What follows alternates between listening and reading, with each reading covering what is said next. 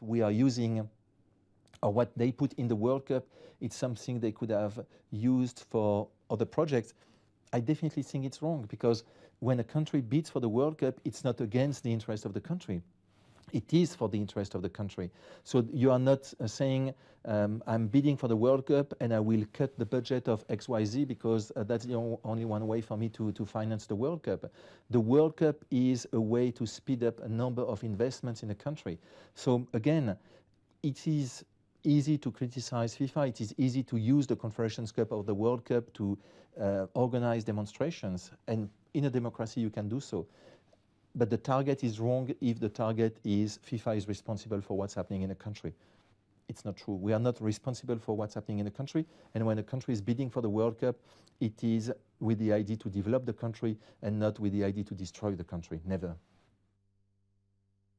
Okay, you said people can criticize. Ty, what do you say to this? Yeah, obviously the problems Brazil have had in terms of preparations for this World Cup is what they're well documented, and especially in terms of stadia preparations. A lot of the stadia were not ready, are still not ready. But then there's no plan B really. Brazil will host the World Cup come June the 12th. That's the fact. So it's a good one to see Jeremy Valker saying everything is going to be all right. I remember at the last Confederations Cup as well, so we had issues in Brazil, but they successfully hosted and won it. I expect Brazil to do the same thing come June 12th. Yeah, definitely. They don't have a choice anyway. Okay, we'll go for a break now with this in particular highlights coming from the Rome Masters, where Joe Songa and Mika Yushnin, they are all through to the first round, through to the second round of the Rome Masters. For Joe Songa, he was able to beat the Kovalov by 6-4, 7-6. It's a good one for him because it's the first time he's actually beating him. And also for Mika Yushnin, he also progressed after a very, very tactical game against Nicolas Mahon. 6-4, 6-4 it ended, but it was actually tougher than that. Enjoy the highlights. We won't come talk about the papers, of course. You get talk to us on Twitter and on Facebook.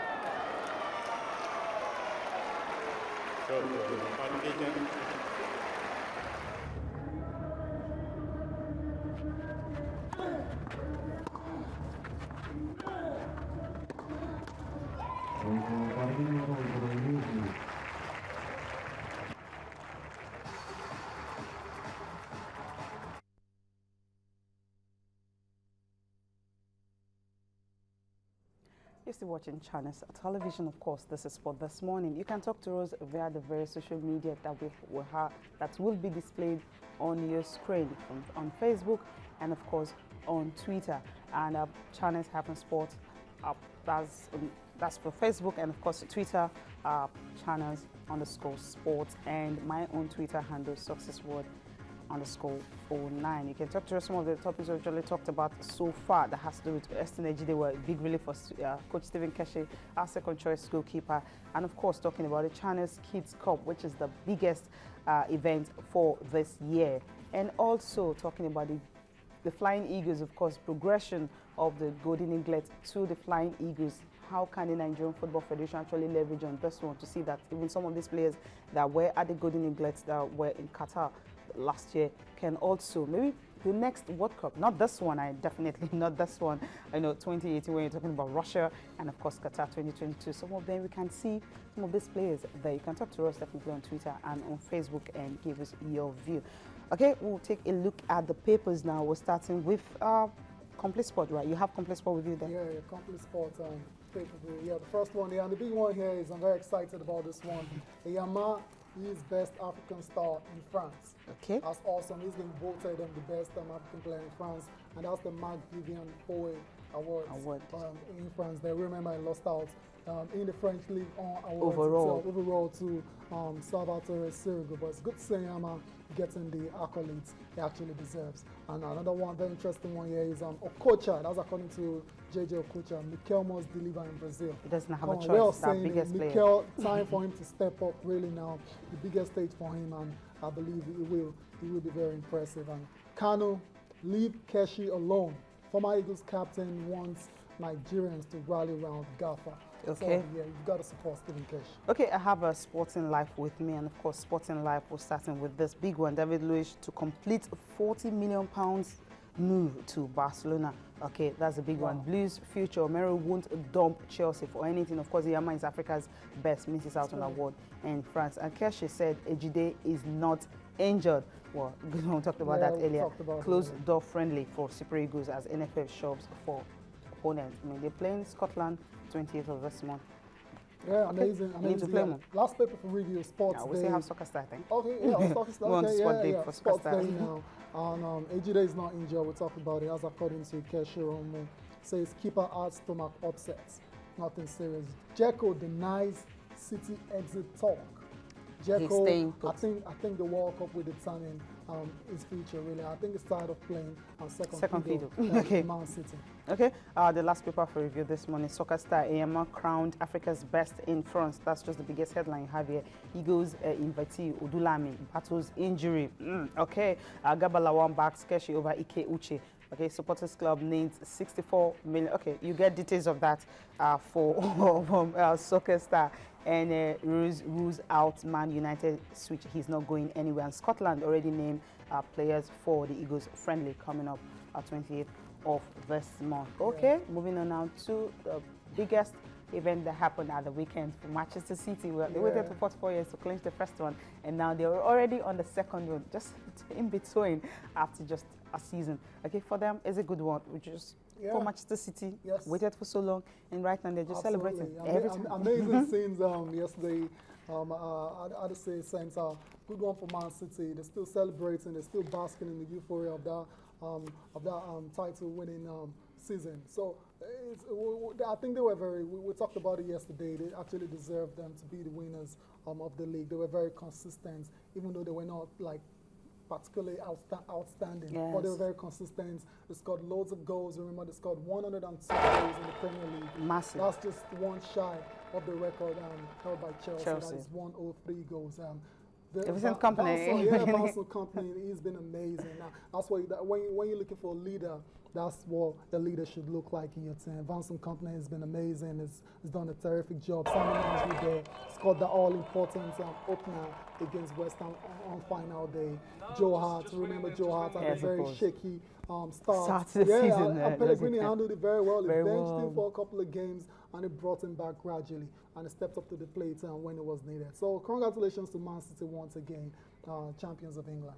Yeah, champions of England, of course. It will interest you to know that about 15 years ago, they were actually in the third tier of the English Premier League. Yeah, so 15 years later. And I think it's really a good one. It's been a long ride. There was a time when, look at these players, these are all world-class players that are playing for Man City now. Some years ago, we had the likes of Sean Gota, we had Paulo Wanchop, all these guys, very good players in their own right, but they just couldn't. They couldn't deliver, not the caliber of this kind of Well, sometimes you need the money. The money actually came from the Sheikh himself, and of course the Pombe in hand. That's the game right now. It's all about the money rules football. And the EPL was very exciting. The drama is over now in terms of the league, but then the fallout still continues. Yeah, Rio Ferdinand, of course, he did not get an extension. He wanted to sign a one-year extension. He's 35 already, right? Yeah, absolute legend. Rio Ferdinand, absolute legend for Man United. 12 years at the club, at the very top. But he's not getting any younger now. Age just caught up with him. Yeah. And his contract expires in the summer, and Manchester United have decided not to extend it for him. So it's good to see him, Ferdinand bow, even though not on this particular note, not on the winning note. And it's a very sad one as per that one. But then he says he's not retiring yet. He's still looking for another club to play for. Good one for Rio Ferdinand. Time to move on. That's time to move on. Before we go on, just go on from there now. Pepe Mel, I'm still talking on the fallout. Pepe Mel is left West Brom by mutual consent again. We saw that coming all the way. I think he's done his job. He's managed to keep West Brom in the Premier League, and they decided to go separate ways.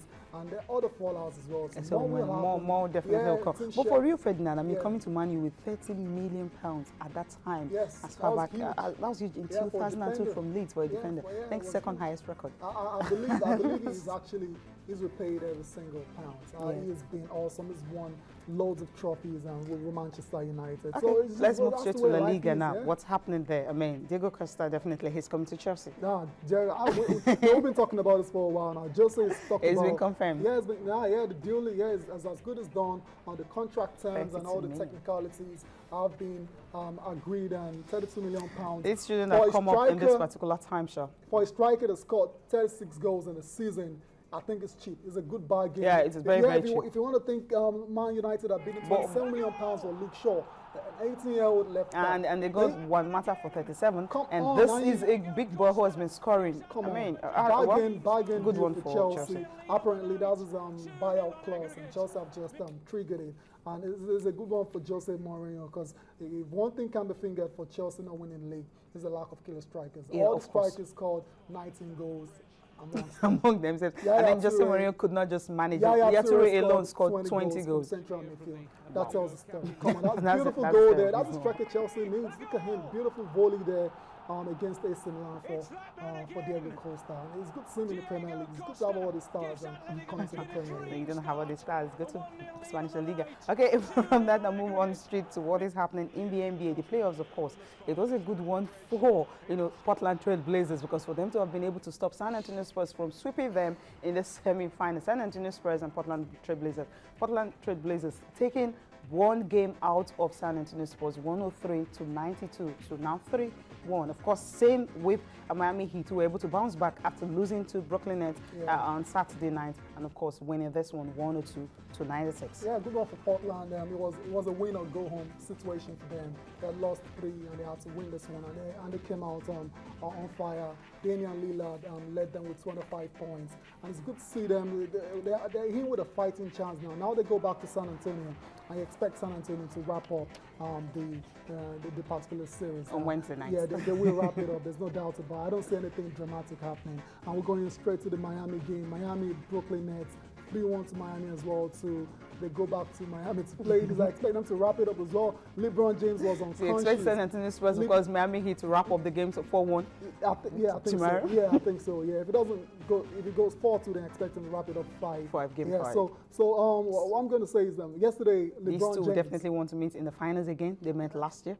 It's looking that way. It's looking that way. Right now, what it's looking like? It's looking like Miami will play Indiana in the finals of the Eastern Conference, of course. And San Antonio Spurs will likely play. We don't know who's going to come out in that other semifinal matchup, but it's looking very likely that San Antonio and Miami will meet in the NBA Finals again. I was talking about LeBron James. Yesterday was amazing. Was on fire. 49 points. 40, that's his career. Tying his playoff career high of 49 points yesterday. That's a huge one. He's still the king, no matter what you say. Definitely the king of the court. Okay, we'll leave you with this particular track coming from the interim owner of Los Angeles Clippers. LA Clippers, remember the owner, Donald Sterling. NBA is trying everything they can to actually get him out. But the new interim owner is actually saying that CEO, Richard Parsons, says all he wants to do is to actually see how he can have a smooth transition to the next person that will be taking over LA Clippers. For him, well, his own job is just to see how the team can definitely bounce back and, of course, get the best out of this season. We'll leave you with the pictures coming from that. Tayo, thank you so much for the good show. It's a foregone conclusion already. Donald Sterling is out. Well, you just need to find a new owner, really. Okay, find a new owner, Clippers. Thank you so much for being part of the show. Business Money, of course, is up next on Channels Television. I'm Cecilia Mogbe. Bye for now. My job is to be the CEO of the enterprise and to make sure the enterprise is, the boat still floats, the boat is still headed in the right direction, and maybe even we pick up a little speed. This is bigger than the Clippers. This is bigger than the NBA. All eyes, actually around the world, are on this, so we need to move through it quickly.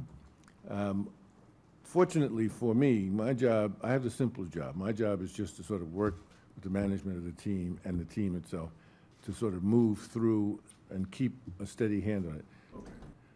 The team has risen to the challenge, and I'm hoping that to some small extent, maybe I can too, and help people look beyond just race and look to the content of people's character and their ability to perform.